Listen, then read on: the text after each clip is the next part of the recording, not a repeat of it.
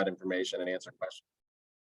And we'll, so if folks miss something, want to go back and watch it again, certainly you can. And if folks who couldn't make the webinar can certainly, watch it on their own. Yep. A couple quick things on the enterprise zone tax credit. So the enterprise zone is a designation that, there's various enterprise zones across the Commonwealth of Pennsylvania and the city of Pittsburgh.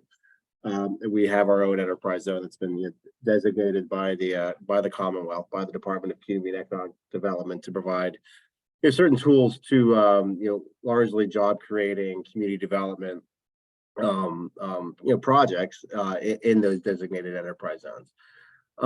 Here in the city, our enterprise zones, when you see the map, they tend to run through some of the most of the many business districts and communities that from the URA, the city of Pittsburgh's perspective, we're keenly interested in trying to direct the most valuable resources to incent and help accomplish community development projects here in Pittsburgh.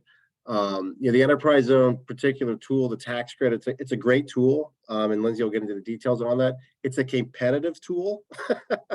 The URA is the front line to those applications. So as you kind of think about this tool, some tax credit programs and some incentive programs are, sometimes can be either as of right or undersubscribed.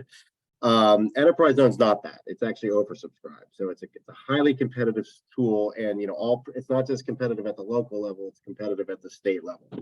And so as you think about this resource, there's a couple of things to keep in mind is that, if you decide to make application, you're competing against a lot of folks across the Commonwealth who are looking for the same resource. So you need to keep many things in mind, and a key thing will be beyond sort of the mission side. I'm kind of going to take a base that those who apply for this tax credit are going to be great on the mission side, right? Like creating wonderful jobs, doing great things in neighborhoods, and really doing the types of things that developments and job creating opportunities that are really important for the city and for the URA. But then beyond that, it gets talked a lot about in our field, but the element of shovel ready. This is not like a forward-looking tax credit that you have several years to figure out if you can use it. You've got to be able to use it like as soon as you apply. And you just keep that in mind. It's really going to be important for us to, as we and the URA has become sort of the front line to review initial inquiries and potential applications to the enterprise zone tax credit program. And one of the things will be, a key thing beyond mission that we'll be looking for is, are you actually ready? Are you actually really ready to move forward? So that means you have site control. Do you have, most, if not all, of your sort of entitlements and permits in place? Do you have your funding in place? We'll get into the details here, and Lindsey will do a great job. But the enterprise zone tax credit is not upfront cash to you. It's something that comes on the back end. So you've got to have your financing in place and really be in a position to if you got the award letter from the state, that you can start construction so that you can take advantage of the tool. So just some things to keep in mind, but it's a great tool. There's a lot of great projects here in Pittsburgh, and I'm sure across the Commonwealth have used the enterprise zone tax credit. We're always, at least for me personally, I talk to Johnna and anybody who lives in. It's a good tool. We like to make sure that it stays in place at the state level, and for it to stay in place, it doesn't need to have activity in subscription to the tool. So, we're always excited to make sure it's available, and great projects have an opportunity to take advantage of the tax credit. So with that, I just want to set the table a little bit and thank everyone for joining. And Lindsey, I'll turn it over to you, and I'll stay here. I'll monitor the Q&A, and what I'll try to do is just kind of get them in batches, not just sort of interrupt you intermittently as they come in, and hopefully leave most of them toward the end. But if something comes up that seems to be more timely, then we'll just interrupt. So with that, I'll stop and turn it over to you, Lindsey, and Johnna to add anything I've missed. But thanks so much, everyone. Great. Thank you so much, Tom. And we thank the URA for all their work on this program. You guys don't even know the efforts they had to go through just last year to get redesignation. So that's something that happens about every 5 years. I think it's a 5-year designation where they have to provide, a lot of information to be able to make this program available to you through DCED. So we thank you for your efforts to keep this going in Pittsburgh. Hopefully, there we go. So Pennsylvania does have a lot of tax credit programs available. Today, we are not going through this alphabet soup. We are only going to talk about the neighborhood assistance umbrella, which includes the enterprise zone. That's going to be our main focus today.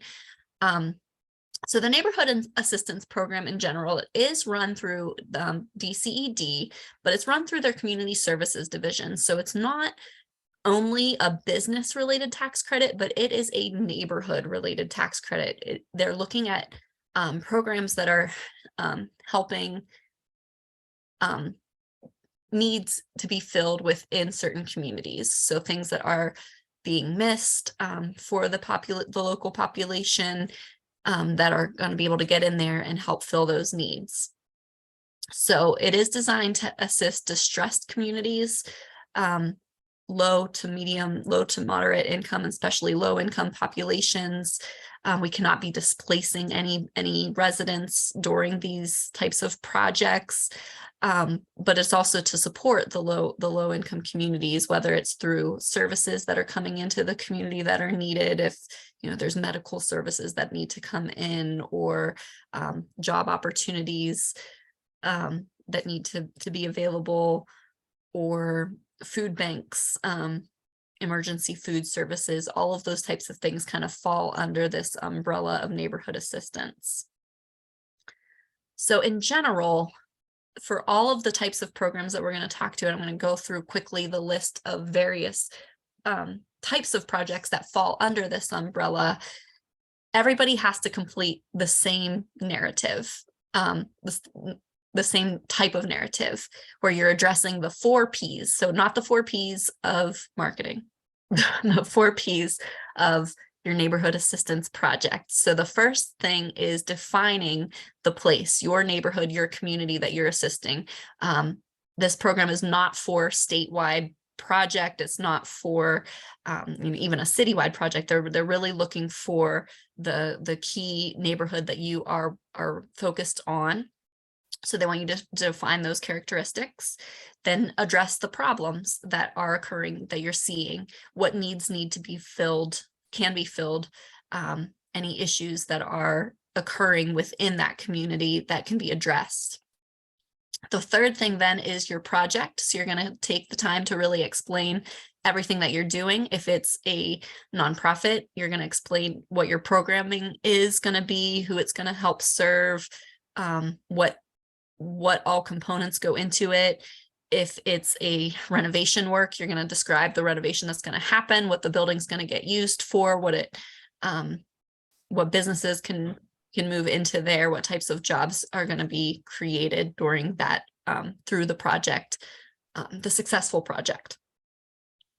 And then fourth is your proposed outcomes. So proposed outcomes need to be measurable goals.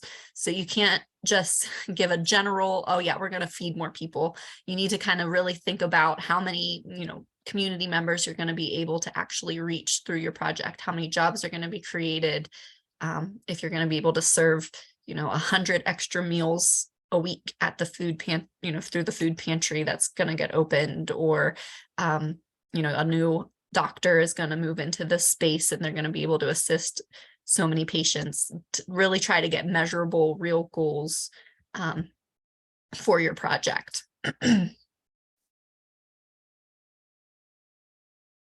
So there are 5 main components under the neighborhood assistance program that all kind of fall under this community services realm. The first one is just the regular straight neighborhood assistance program. That is for a 1-year project that a nonprofit is doing, where they are doing some sort of neighborhood conservation within a distressed community. It can be an affordable housing program. It can be job training program. I know there's a project, a recurring economic development agency works with local businesses to see what the need is, what kind of people they need in their workforce, and they create a workforce development training program, and they invite, every year they get sponsors for that, donors to sponsor that, and then that's what they do for that year, is they train LPNs, or they'll train machine shop workers, or whatever it is that's the focus that year. Crime prevention is another one. So all of those types of projects that can happen within a 1-year time frame.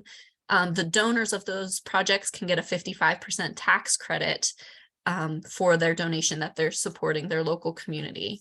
So they get a 55% Pennsylvania state tax credit, And then they can also deduct, since it is a donation to a nonprofit, the other 45% can be a deductible donation on their federal tax liability. The second program is called Special Program Priorities. That's a 75% tax credit jump. So each year the state has certain targeted designations that they want to focus on that are extremely bigger needs that they're seeing throughout the Commonwealth, or in particular neighborhoods or rural areas.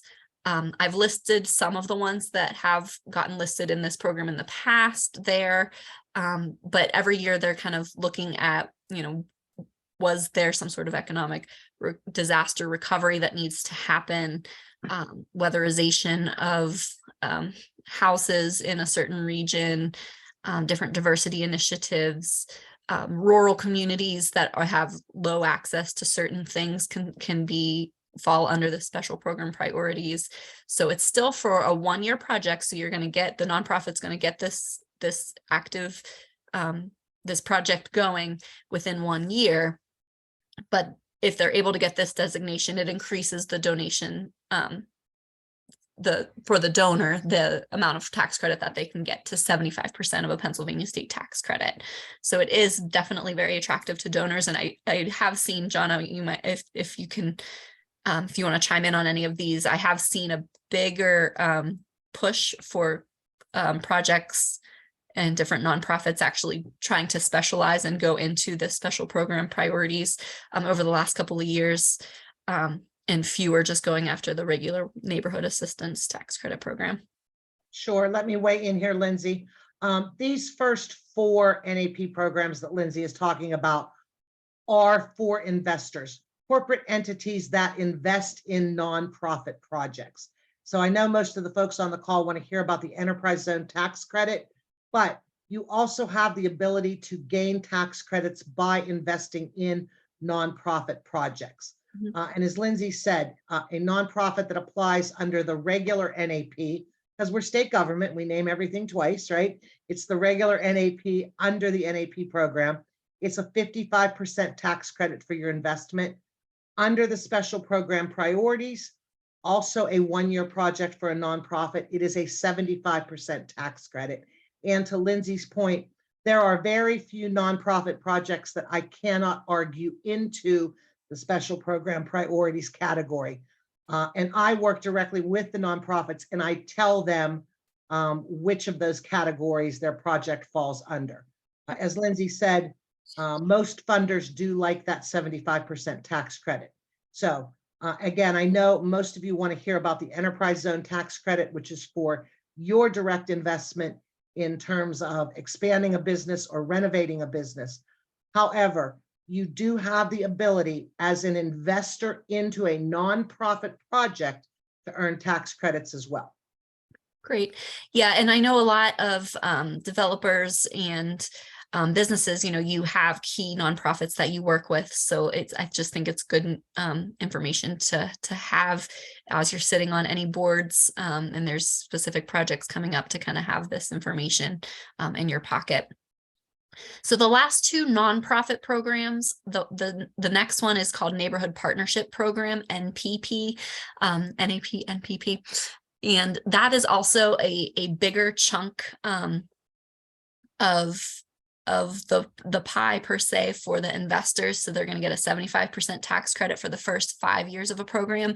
But this one really focuses on a long-term strategic plan, a private public nonprofit partnership that is kind of happening here within the community over a 5-year or more time period. Excuse me, to really produce long-term change and be able to change the face of whole neighborhoods. The donors do have to give at least $50,000 per year. That's the commitment that they're giving as the investment. You get 75% tax credit each of those years that you do that investment. And then if it goes beyond 5 years, years 6, 7, I don't think anything's gone beyond 8 years that I've ever seen, but year 6 or year 7, you would get an 80% tax credit for continuing with that project. Now, you do need to have, again, that long-term commitment, that relationship driven with your nonprofit, and the mission that is happening there. You cannot actually go back and change, your donors after the fact. So you want to make sure that you're in there for the long haul of that program. And then the last one that is related to nonprofits is the charitable food program. This has been, as there's been food shortages, areas that are, considered a food desert of the city. This is a great way to help give back to the local food banks, and anybody that's really providing emergency food services. I know the Greater Pittsburgh Food Bank does benefit from this really, really greatly every year. Donations for this can even be, grocery stores, restaurants who are donating their food, the fair market value of food to the food banks, as well, can receive the 55% tax credit for those donations. So just another component of that.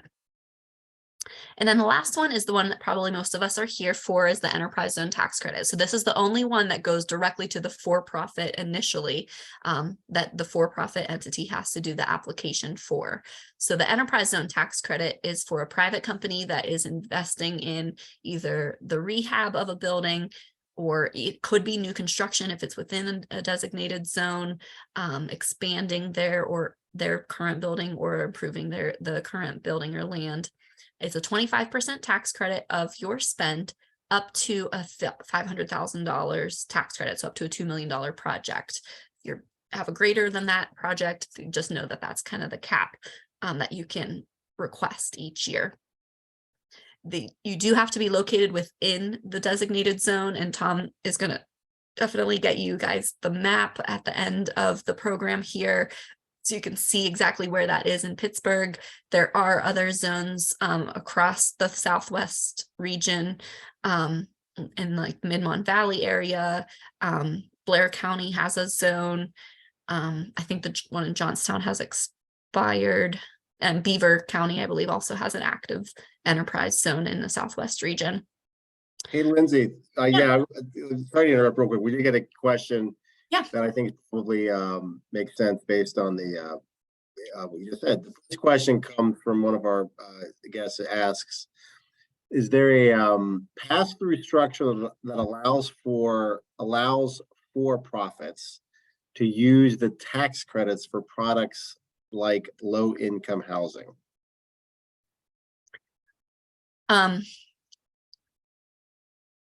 For a neighborhood assistance project, or? I'm just reading what it says here.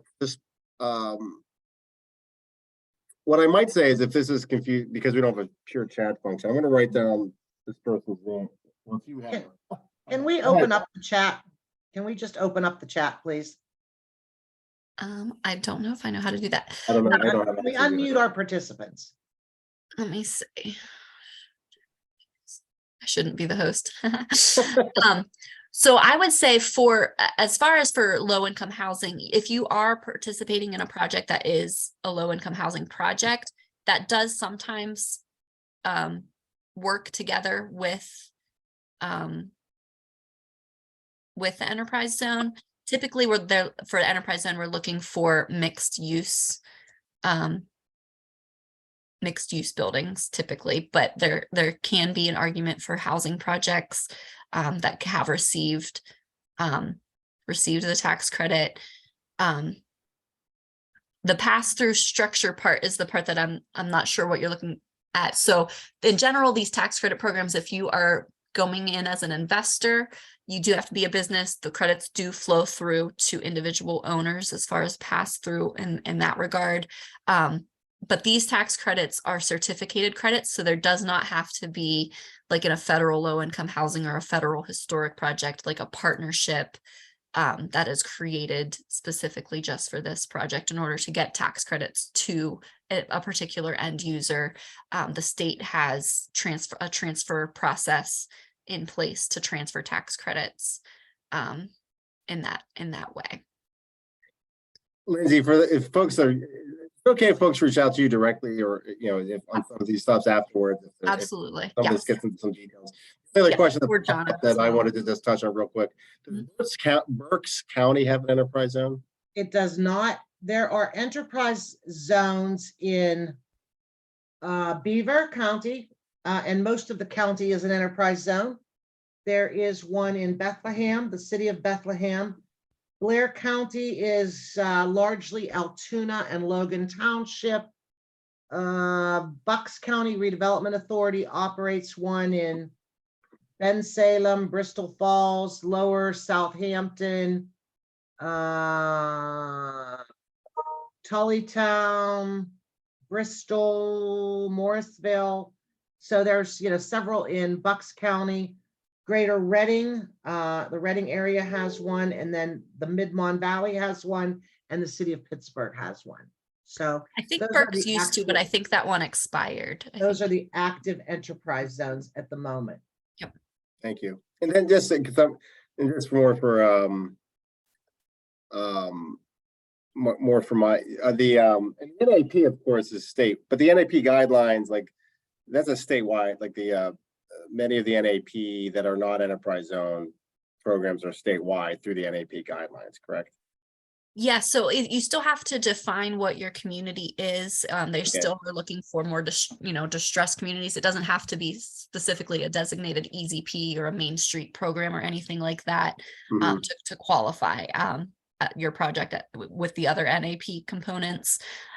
It is statewide, but you do have to define, like they're looking for, the low income community statistics to support.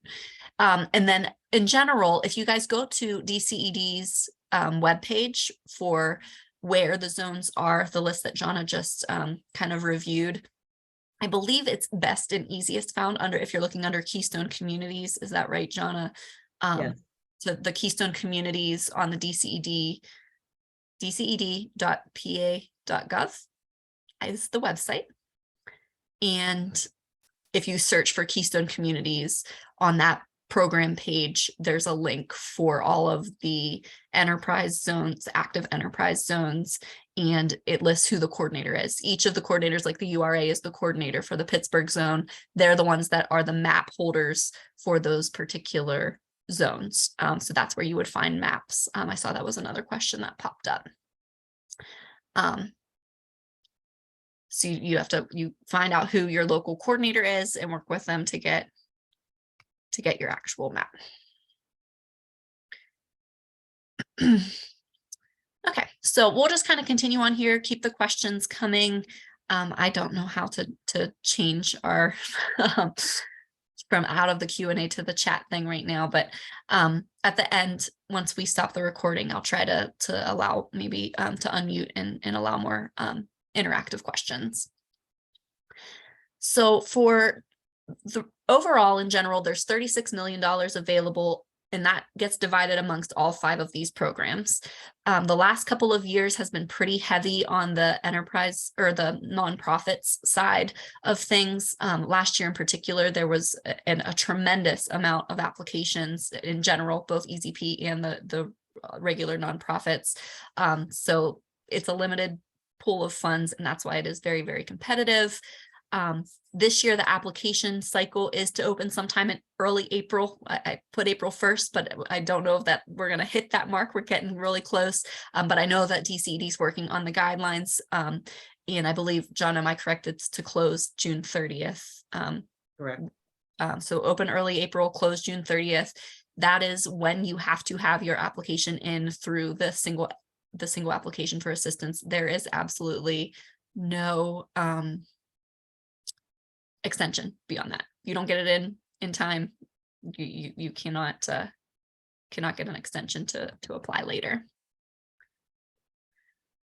Okay, so in general, the process for nonprofits, and I'm just going to run through this super quickly because we do want to spend the rest of the time on the EZP. The nonprofit is the one that has to provide that application on ESA through DCED's site. They have to define their place, the problem, the project, the proposed outcomes that they're looking for. And then it is on the nonprofit to get those business commitment letters on who their donor list is. They do need to have an official commitment letter submitted with the application this year.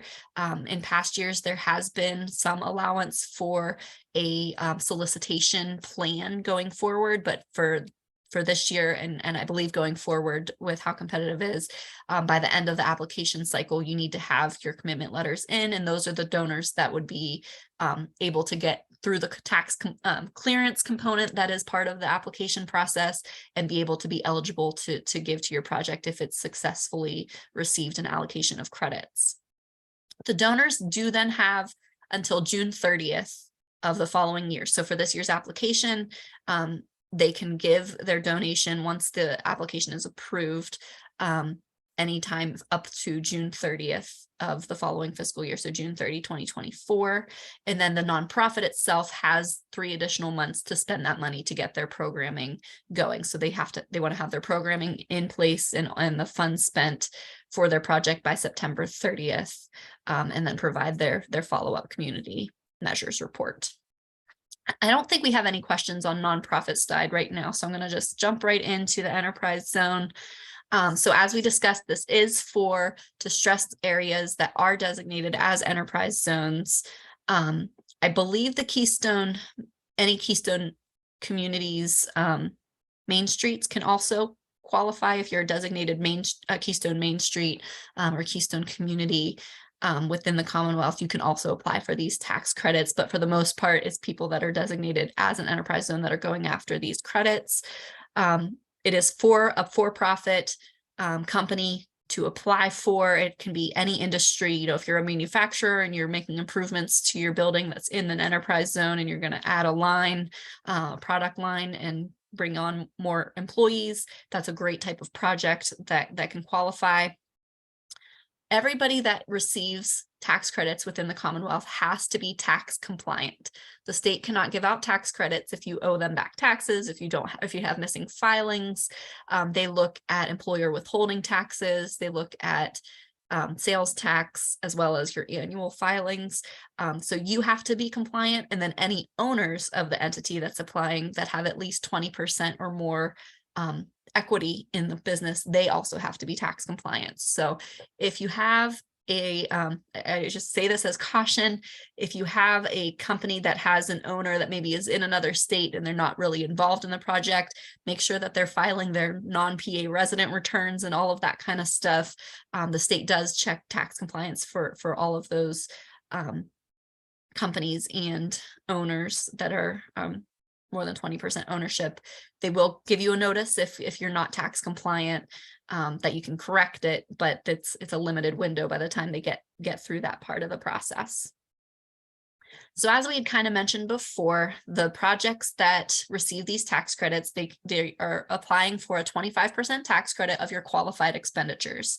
So the expenditures can be on all of the rehab, hard costs of the building, some of the soft costs of the building. It can be acquisition, but as you'll see with how competitive it is, if you haven't already acquired the building, it's very difficult to have some of the other key things in place to be able to have a strong application to complete it within this 1-year time frame that we're looking at, 15-month time frame, I should say.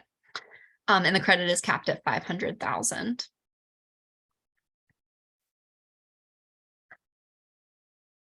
So beyond it being within the distressed community, you're not displacing any residents, of course. You are supporting the low-income community, and job creation is a really key component. So they want the jobs that are being created, the employment opportunities that are going to be from your project to be available for low-income community members. Those jobs should be full-time equivalent jobs is what they're tracking. They want them to have a family sustainable wage and include benefits. So anything that you can do to show what those jobs are and really spell out how the hiring process is even going to go, who you're looking at to fill those positions, what the wage rates are, what the benefits are, all of those things is very, very good, helpful support. You complete the single application for assistance online, addressing those 4 Ps again for your project, outlining everything within the actual online application. You are going to do your budget in there. You're going to answer some of these questions in short, but the real narrative is going to be in an addendum. And the addenda page is what we're going to talk about next. Within the actual online application, you do still need to fill out those kind of summary answers, what your project is looking to do, how do you plan to accomplish it, what you're going to use the funds for, what your overall project timeline is. You only have 1,000 characters per box for that. So just keep that in mind, try to keep key in the highlights there, and then really get into the meat and potatoes of it in your addendum narrative. So the project must be completed within the state's fiscal year plus 3 months. So the state's fiscal year starts July 1st. So they're looking for spending that is incurred starting July 1st. So any spending that has happened prior to that can't get included. But if any checks that are written and cashed July 1 on for your project can count, and you have the whole way through September 30th of the following year. So 15 months to get the project done. Shovel-ready projects, of course, are much encouraged. Johnna had mentioned earlier, there are potential for extensions in circumstances as we've had in the last few years with all of the things created from COVID and cost increases, timing delays. But as we know, in all construction projects, there's a risk of time constraints. So it's really encouraged to support projects that are confident they can get it done within this 15-month time period and won't need that extension. Those are going to be looked at more favorably during the review process. So what all goes into an application for an enterprise zone project? This is a pretty good list of some of the things that you need to include with your addendum. So one of the things is a zoning or a land compliance letter that you are in compliance with the state or with your local codes for the use of the building after the project and everything. So it's hard to get that if you don't have, the acquisition occurred on the building or the option of the land that you're going to do the project on. So that is a component that's required. The URA can assist with helping you, make those connections with the city of Pittsburgh or your local coordinator, wherever you're at, but you need to be, in the process of getting those zoning and permits in place in order for this to be a successful application and provide the state that documentation. You need to have good cost estimates for your budget. They don't just want you to, come in and say, oh, we think we're going to spend this much. They want to see, hard estimates from an engineering firm or your contractor, whatever bids you've been able to collect. If you're, for any subcontractors, all of those cost estimates are really helpful to support the budget that you're looking at.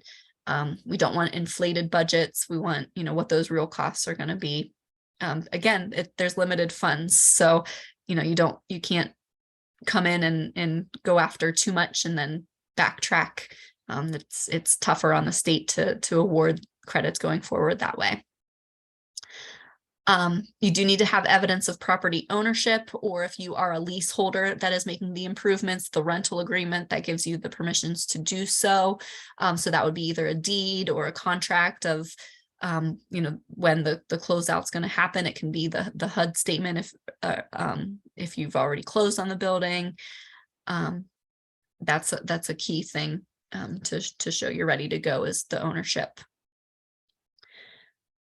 Along those lines, for what you're doing with the building, having any proposed leases for who's going to occupy the space is really helpful, as well as any other subcontractual agreements that you have in place for use of space, just to show, that you have tenants lined up. The next thing is a profile of the applicant. They want to see kind of your past successes. You do need to provide recent financial statements and documents, like the most recently filed tax return, to prove that your business is set up and in line and ready to go and make this investment. And then, of course, providing documentation that the qualified investment is secured. So whether that's bank financing, if you're working with the URA and using some of their programs along with traditional bank financing, where your sources are coming from. If it's equity, you need to be able to provide, some proof that you have the equity to get it done. Number 7 there is important, that your local zone coordinator, like URA. The URA here in James, Pittsburgh. URA in Pittsburgh. So you work with Tom, and you work with James Reed is your key guy there for this application. So they need to know what's going on in your project. They're the first ones that are going to give you that letter of support and say to Johnna, yeah, this is a project we want to see get done. We have faith in them that it's going to happen, so that the regional coordinator can go to Harrisburg and say, yes, this is a project that we believe is going to get done, that we can support and push it along. So you need to have those good relationships with your local coordinator and keep them in the loop of what's going on each step of the way with your project. Yeah, just excellent. Can I, if you don't mind, Absolutely. just No, stopping the other coordinator. I would encourage if you're thinking about this program, to touch base with us, sooner than later. One thing that can be difficult for us is, it happens every year. We'll get like last second requests for a letter, and it's very, very. If we don't already have deep understanding of the project, it's very difficult for us to provide support, because a letter of support. And as to my comments at the beginning, it's difficult for us if we're not, we have we're sending, frankly, projects to the state that, where we don't really know how real it is, or if it's actually going to happen. Right. It can put us in it can put us in a bad position, to be honest with you. So it's important for us to hear sooner rather than later the potential projects that are seeking state tax credits, or really any URA tool for that matter, but specific to this conversation, the enterprise zone tax credit. When we send out fall information, the city of Pittsburgh's legislation to designate the new zone does provide some guidance of kind of what the zone is looking for, and our website has it. It's high level. It's the types of things you would expect to see, like community development. You're going to want to your project should be creating quality jobs. It should be positively impacting the communities that are being invested in, and meeting and aligning with the economic development goals of the URA and the city. So it's something to keep in mind as you think about this tool. So yeah, but please don't send us like a request and say, hey, I need this turned around in 24 hours, because we may not sign. I mean, we need multiple weeks to, especially and they're allowed to say no. We're allowed to say no, and it's at our discretion. Not, we want to support all great projects, but we're allowed to say no. And recent years it's become more competitive, frankly. So we may get a lot of requests for this, and if it's mostly James, to be honest with you, and with my support and the team, depending on the project. But we need time to think about it, meet with folks on it, make sure we understand the projects, not just sort of like sure, here's a letter of support. So anyway, just wanted to try that caveat as we number 7 here on the list. Absolutely. So the last couple, then the next one there, if you are going after at least 250,000 in credits, so $1 million or more project, you do need to provide with your application a projected cash flow analysis. So they're just looking at, what your income is going to be once the project's live, once the building's in service, where your income is going to be coming from your tenants, what that looks like, what your expected operating expenses are, so that they know that they're supporting a project that's going to be sustainable, and not just, get a fixed up building that's again going to sit empty or end up having to foreclose or something because there's no forward looking there. So you do need to provide a cash flow analysis. Again, provide that documentation within your narrative, really, that you are not displacing current residents. You don't have to provide a separate letter about that. And then the last thing that they do want spelled out separately is that job creation. We talked about creating quality jobs. They want to know what that full-time equivalent job number is going to be. That's either going to be created through the rehab project or any jobs that are being retained, what those numbers are. And then the cost per job is based off of the total jobs that you're completing and the tax credits that you're going after. So they're looking at, the state's return on investment there of what that cost per job is for the EZP program. Any specific questions on some of those components there? Trying to see, I don't think I have. A couple of questions came up in the chat. Let me just Yeah. I can go back to that list. So one question came up. Would we so facility improvement, which would allow us to offer additional services and reduce operating expenses, are those factored into the cash flow forecast?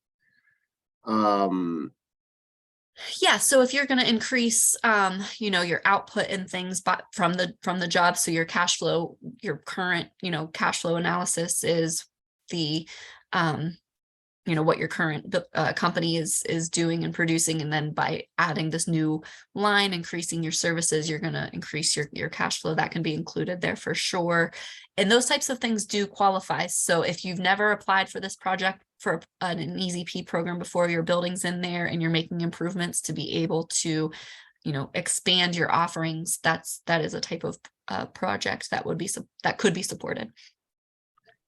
Thank you. The other question, I think I'm just going to answer, but just for everyone here, the question was, in terms of jobs created, is the program interested in construction jobs as a direct result of the project? I mean, I think generally speaking, yes, construction jobs are good, but the permanent jobs, I say, that's the construction jobs are super important. I don't want to make it diminish that, but the permanent jobs are I'd say are the probably the more critical data point in terms of the credit. And let me just weigh in there, Tom. This is not a job creation program, right? It is an enterprise zone tax credit meant to be given to companies that are investing in these enterprise zones, either by creating new facilities or expanding those facilities. I am not, as I look at these applications, I am not insane about the job creation numbers. Okay. And as Tom said, I'm happy if you can talk in your application about the construction jobs it will create. If it's some sort of a project that, you may be hiring 1 or 2 managers, to oversee a property, I'm okay with that. I'm not necessarily looking for huge job creation numbers, but to the extent that you have them, you should include them. What I am interested in seeing is a project that is ready to go. Very Johnna, yeah, thank you for that. Yeah, and I'd say I would add to that. This is unlike, for example, some programs we have that have very specific dollars to job creation metrics. Like as an example, community development block grants are, highly sort of like compliant, heavy on how many jobs did you create per dollars invested. This program does not have that kind of it's a matter of, it's a data point to be part of a analysis both at the local level and, as Johnna said, ultimately at the state. As to, and just keep in mind it's a competitive process. So for my desk, if I'm looking at a whole bunch of potential applicants and one's creating lots of great jobs and the other's not, that may be a factor, but it's not an absolute qualifier or disqualifier. And that being said, something that is missed on this list is the overall community impact measures report that you do need to provide. So within that report, you get to also include, are you serving local residents through, what's going into your building is a community service need that's going to be filled. That's going to be a key factor with how many community people in addition that you're going to be able to serve. Within that report, it's an Excel document that the state has every applicant complete. It's, how many blocks are going to have better street lighting and city beautification and those types of elements that also go into it. And so that's something that gets completed while you're doing the application. Those are your proposed outcomes. And then it's also completed once you finish your project and you tell the state, okay, this is what we set out to do. This is what we accomplished. You kind of give them a snapshot of what occurred, what happened, if you met your numbers, and if you didn't meet any of your numbers, you have the chance to explain why. I've never seen the state claw it back because you said you were going to bring in 10 jobs and you only brought in 7. They just need to know and be able to track that information so that they continue to get support from the legislators to vote on giving these projects funding each year. So those reports go into the analysis of how well this program is performing and working so that they can continue to generate support for it. So those are the other types of components that go into kind of the review process, would be all of those different types of measurable outcomes. I don't have a whole lot more to go on. In general, once your application is submitted by June 30th, the state does review through October into November, and then usually by the end of November, sometimes early December, depending on the state's cycle of and how many applications they have to review. That's when they give the awards. So you will know before the end of the calendar year if you're approved. Still, you want to show progress during that time. If the state comes out and asks, they can ask for additional information or clarification on your application. But once it's submitted, you typically can't provide any changes, but you can certainly stay in touch with your local coordinator, with Johnna as the regional coordinator, with where your project is going, and give updates, because if you're moving and grooving and things are happening, that's really great support. Like, oh, okay, this one's getting done. It was shovel ready. It has made progress. They're more likely to give you credit. So definitely that open communication is really important.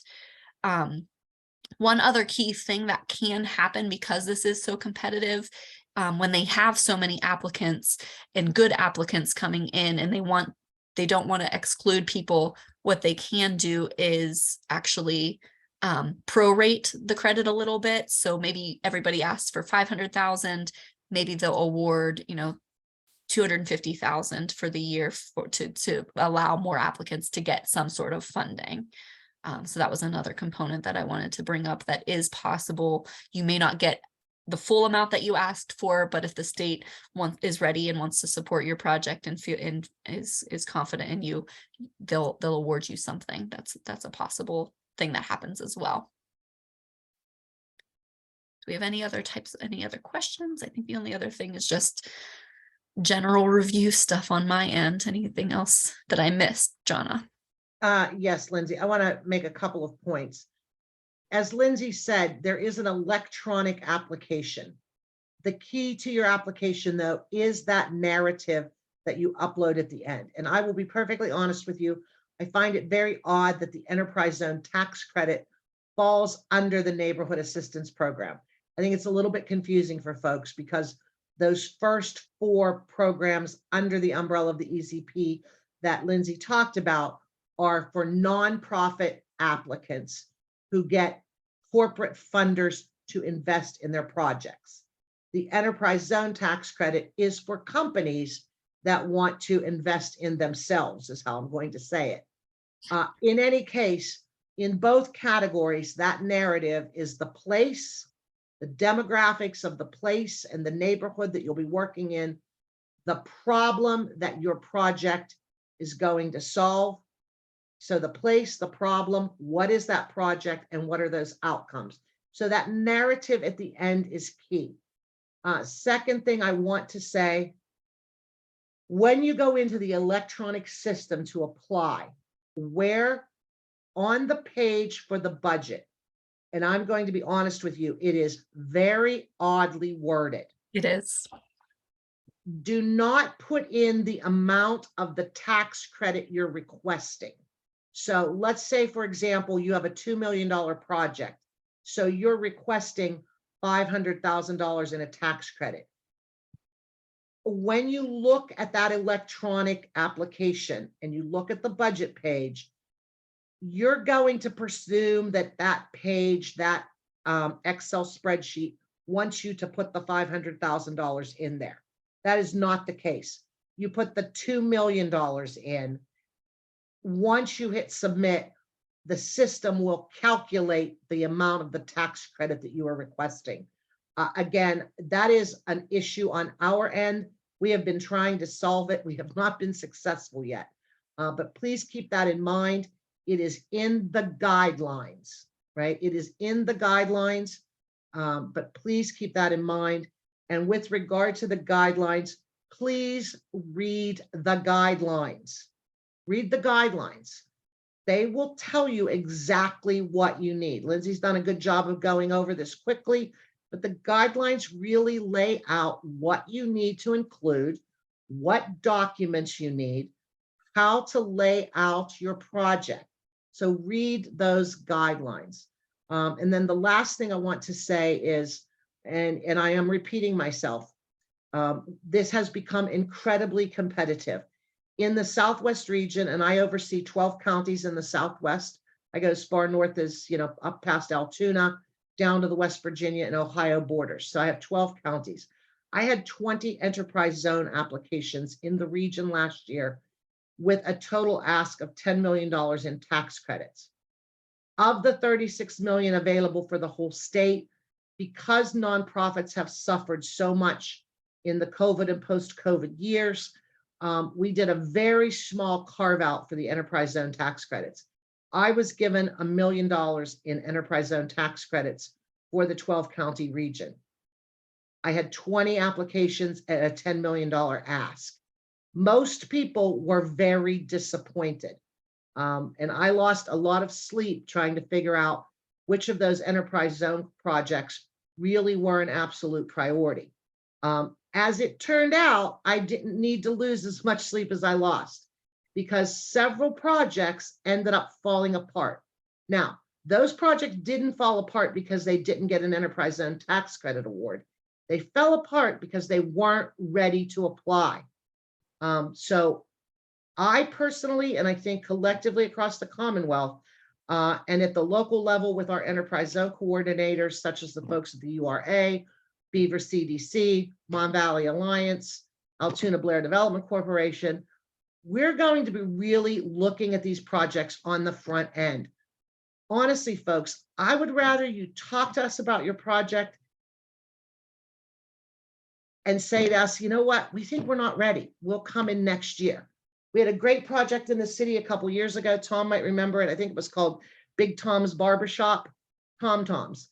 Yeah. We first met with him around this time of the year. It was, February, March. Great guy, had never done a project, was just sort of new to this whole game and wanted to open up his own barbershop, really enthusiastic. We spent probably an hour on the phone with him. And once we talked through everything and the kinds of information he would need and the financing, we said, you know what, Tom, it's a great project, but let's hold off a year. And that's what we did. And the next year when he came in, boom, we got that approved really easily. So, yeah, I remember that. That's a great example. And Yeah, that project got done, right? Like, Right, if we had applied exactly. too early, we would have been Right, asking for extensions, which is like, Right. don't want to be He was- doing that. yeah, So by waiting a waiting- year was the right call for that project. Yeah. Exactly. And it worked out really well for him. He was much more confident when he went into the project. There are only $36 million in tax credits. And I am not about wasting tax credits, right? I'd much rather have somebody say to me, you know what, we're not ready to go. If you put in an application and you run into trouble, I'd rather you call me up and say, you know what, let's pull this application, right? Because we're just to the point where there aren't enough tax credits. So I need you to be really diligent. I'm asking my folks like Tom and my other teams in our enterprise zones to be really diligent about these projects. And because as Lindsey pointed out, while you can apply for up to $500,000 if your project is $2 million or more, We are not obligated to provide that amount. We can prorate. You know, when I started in 2015 doing this, people got what they asked for. 2017, 18, 19, you know, we backed it up to, you know, if you ask for 500,000, you probably ended up getting 250. This past year, as I said, I had $1 million for the whole region. I had probably 15 people, 15 applications that were really, really disappointed, right? That's how competitive it is. So, you know, really think about your projects, the information you're uploading, and make them ready to go. We do some great work with this. You can, you know, use those tax credits. You can carry them over for 5 years. You can sell them to raise capital, which is what most of the enterprise zone project applicants do, or you can pass them through depending on what your corporate structure is. So it is a great program, but it has become incredibly, incredibly competitive. So those are just a couple of the comments that I wanted to make at the end. And then also remember, if you're interested in tax credits and you're not doing an expansion or any kind of a new building, but you want to get tax credits and offset your tax liability in the Commonwealth, you can do it through one of the nonprofit programs under the NAP. You can invest in nonprofit projects. I have far more projects than I have investors. So Sure. That's a great way for you to get tax credits. And with that, I will stop talking. No, you're awesome. Thank you so much, Yeah, Johnna. thanks, Johnna. And I apologize. You know, it's when I have a noon hard stop, and I know this webinar ends at noon. So I'm going to actually have to jump off here. But this is a great webinar. I really want to thank Johnna, Lindsey. Thank you as always. You can welcome to keep staying on here if you want, folks want to talk through any more of this. But you know, please don't hesitate to reach out to me, to Lindsey, Johnna. You know, we're happy to answer. And there's some questions that came in that were is a little bit more detailed that are easy to answer, like in a quick session like this. So please feel free to reach out. Several folks have asked about the presentation. We'll send the presentation to everyone who attended. I'll talk to you, Lindsey. Maybe we can even post it up on our website with the webinar if folks want to just access it. Yep. And we can put together a little package and make sure everyone gets the all of this information.